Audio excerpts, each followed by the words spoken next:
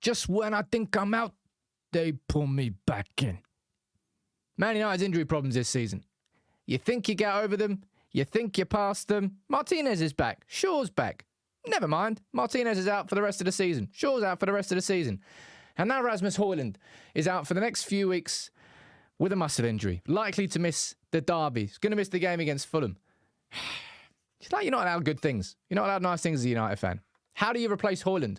Well, we're going to speak about it in this. The Fulham preview, the starting 11 preview. This is exactly why I don't record the video until after the press conference, because that was a bit of a shock and a surprise and not a pleasant one. I'm going to run through everything, my team prediction, my match prediction. You can let me know what yours are in the comments. But I mean, seriously. Man, the football gods are just not smiling on us this year. I tell you, that's what Erik Ten Hag said about the injury in his pre-match press conference. He said, look, it's a small injury. It's what happens when you're playing a high intensity. Couple of weeks, 2 to 3 weeks. Look, Rasmus Hojlund, at the age that he is, should not be playing 90 minutes for Manchester United in the Premier League week in, week out, every single week. We should have another striker, but biscuit legs Martial, well, you can't rely on him. Marcus Rashford, it's not a striker. Who plays there? That's the big question. I'm going to run through. Now, this is a team that played against Luton, and it's a team where Erik Ten Hag hardly made a change from the game before. When your team is winning, Ten Hag doesn't like to change much. You're going to have to in this one. A few stats, a few facts ahead of the game. Paulinho is going to be missing. Looks like Broja is going to be fit and available. Raul Jimenez won't be available. Stat down there. Manchester United are unbeaten in the last 16 Premier League games against Fulham. Well, you know, records are there to be broken and all that. But going into the game, United could and should be full of confidence. I know we haven't been playing incredible football, but the first 45 against Wolves, brilliant. The result, brilliant. 4 wins in a row. First 15 minutes against Luton, brilliant. Took our foot off the gas. Didn't get that killer blow. Will that come against Fulham? Well, as long as 3 points do after now that Hojlund is out. That's what I'm worried about.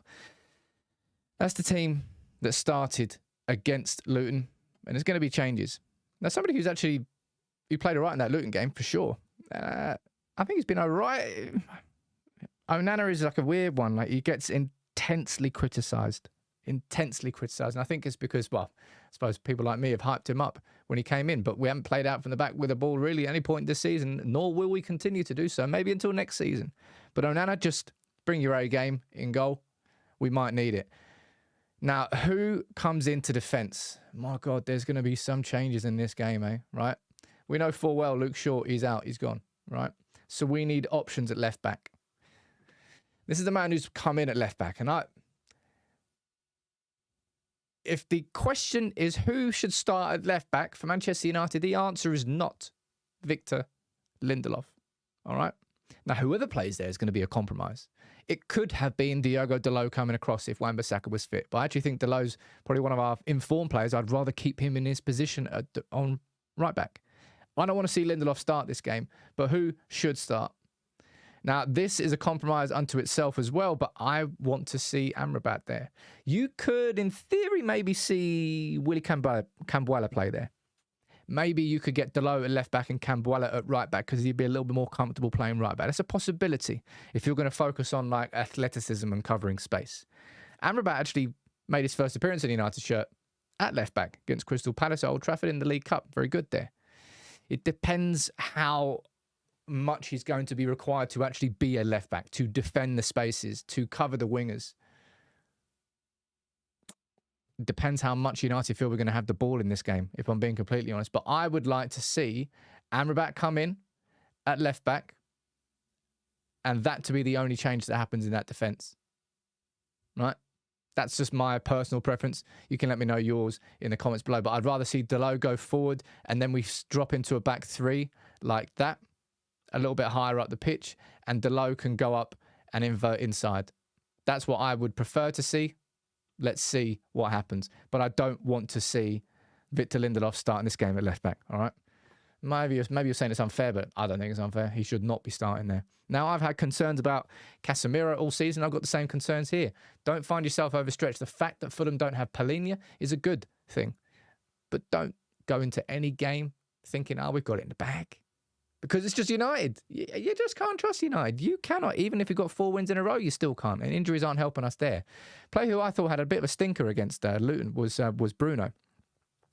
Like, even the stuff that Bruno, those passes in, but just stuff that Bruno normally finds very simple just seemed very difficult against Luton. And the thing that really annoyed me against Luton, didn't get punished, was the corner in like the 93rd minute. Why on earth are you shooting, Bruno, instead of taking that into the corner? Did that away at Villa and they scored. Obviously, Kobbie Mainoo got the winner, but game management, smart decisions. Bruno, be better than that, please. But now there are so many questions to ask about up front because of this injury. And it is a joke. I swear it is properly a joke. Finally, United have got a front three that's creating and scoring goals.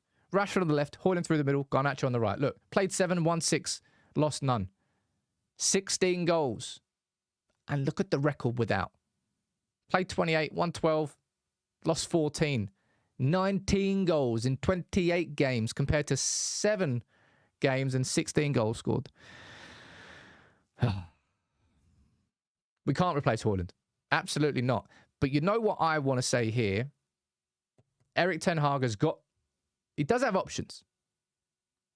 Now, the option I don't want to see him do is this, right? Marcus Rashford.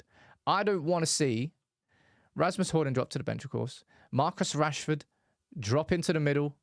Garnacho drop to the right-hand side. And then there's a variety of options that you could bring in to that right wing. Now, the most likely option, of course, is Antony, a player who we have been far better without than with. And by doing that, not only, therefore, are you dropping Hojlund to the bench, but you are moving Garnacho away from the right wing, where I think he has been so effective this season. You're moving Rashford away from the left wing, where he's not been incredible, but he's starting to get a bit of form.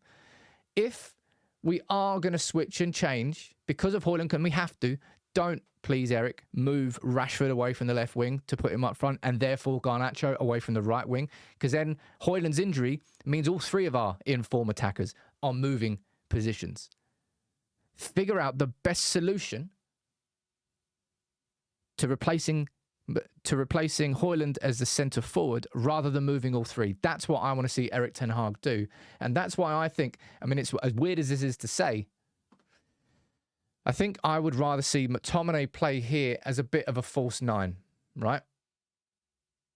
That is what I think I would like to see from United. Rashford and Garnacho playing slightly further forward. Now, McTominay is not a striker. He never was, never has been. He played there like once or twice for the academy. That's as far as it's gone. But I want to see Garnacho and Rashford holding those positions out on the wing. And I think if we have McTominay there, McTominay would have the capability of, if Onana went long over the top, ball into McTominay, hold, pass it back here or pass it off to Garnacho or Rashford, turn, and then McTominay will still have the ability to run into the space on the edge of the box, arriving late.